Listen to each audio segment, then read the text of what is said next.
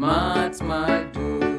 We are the children, the children of God. Come, come, come. We change our world. We have what it takes to do it smart and make it smart. Welcome to our Smart Do. Welcome class 8 for today's English lesson.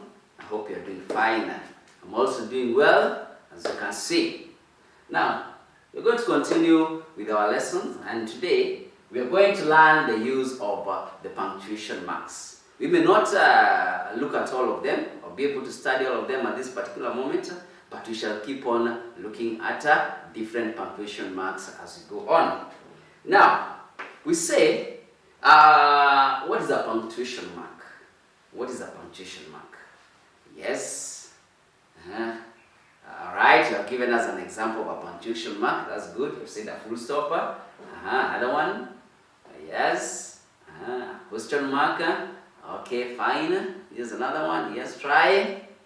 An exclamation mark. Okay, so we are just giving examples of punctuation marks, but we are not giving what a punctuation mark is, the meaning of the word punctuation mark. So, a punctuation mark is a symbol, or you can say punctuation marks are symbols. They are symbols put in words, or sentences. They are symbols put in words or sentences to make reading easy, or to give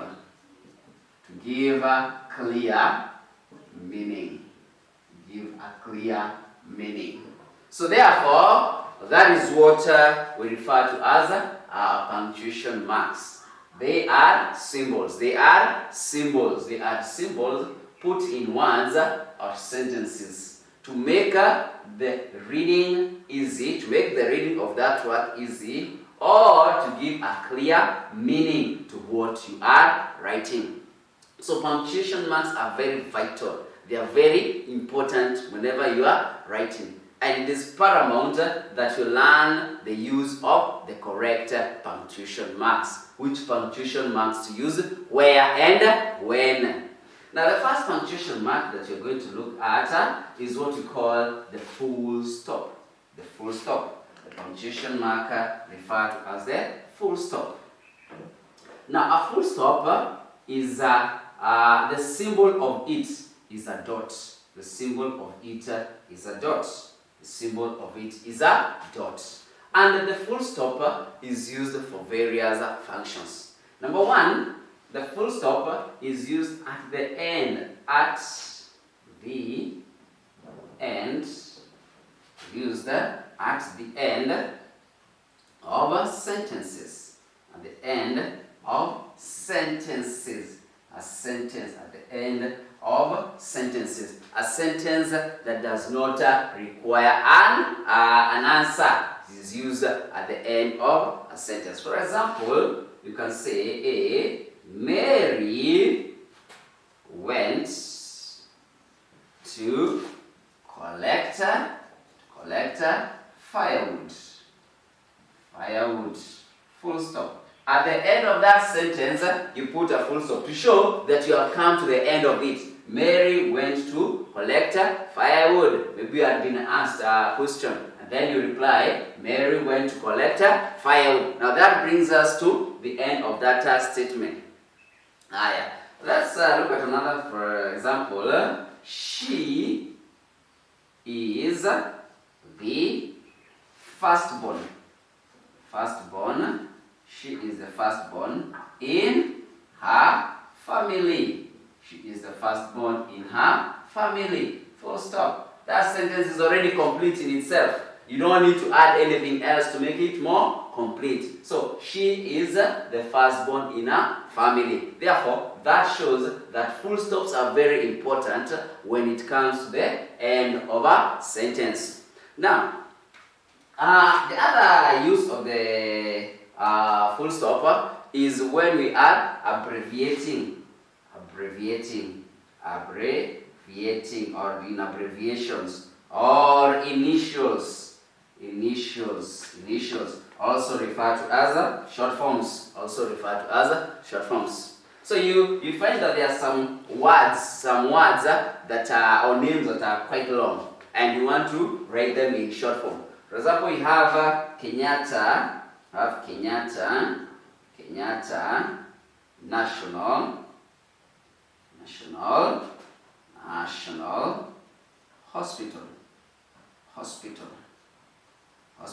So in short form, that one will be K in capital. Now for each word, you take the first letter and written in capital. So it is K for Kenyatta, a full stop, N for national, N a full stop, and then hospital, H for hospital. So in short form, that one is K and H. So Kenyatta National Hospital, you have it as K and H.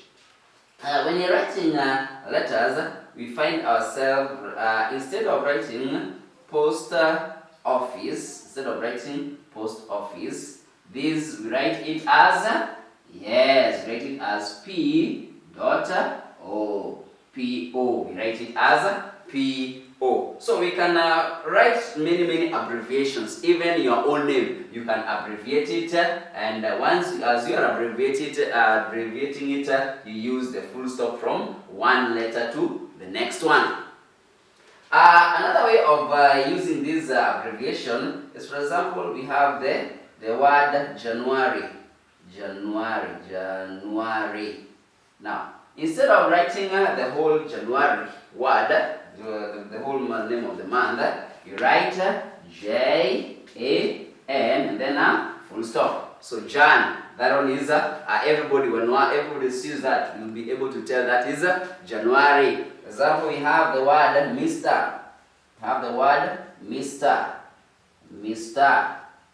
So instead of that one, you write M, a small r, and a dot at the end. That is a full stop. So therefore, those are the various ways of using a full stop in our work. Now the next punctuation mark that we're going to look at is what we refer to as a question mark. Now a question mark looks like a curved walking stick. Alright, so number 2, you have the question mark. The question mark looks like a curved walking stick, like that. So the question mark is very important, and as it is written, as it is called, it is used in direct questions. When you ask a question, or when you write down a question, you must use a question mark. For example, what is your name? So that is a question. Once you write it, it must be followed by a question mark at the end. It must be followed by a question mark at the end to make that sentence grammatically correct.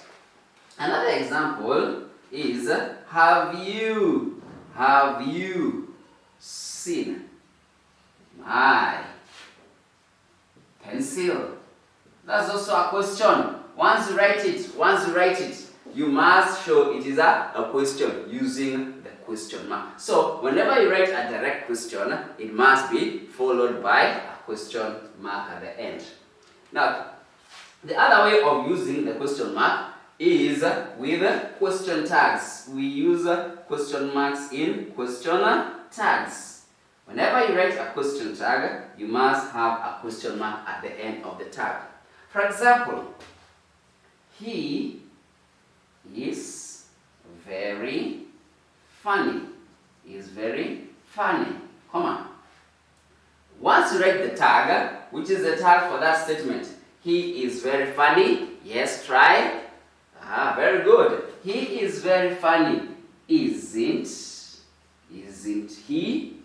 Now, once you write the tag must be followed by a question mark at the end. Once you write the tag, it must be followed by a question mark at the end. And therefore, we see that question marks are also used in the question tags. Maybe another final example. Joanne didn't find her book. Joanne didn't find her book. The question tag will be, yes, somebody try question tag. Yes, did she? Did she? So therefore, once you write did she, at the end of it, you put a question mark. So therefore, it is important that you remember this. Why? Because the examiner will put a sentence like this, that is a question tag, and ask if it is grammatically correct or if it is well punctuated. The examiner will use all manner of tricks to see whether you understood the use of the question mark by bringing in a question tag. Therefore, keep on practicing the work in your books. There's a lot of it, and I'm sure once you do it and keep on doing it over and over, you'll become experts in using these punctuation marks. Have a good time, and I hope that we shall meet during next time. Bye-bye.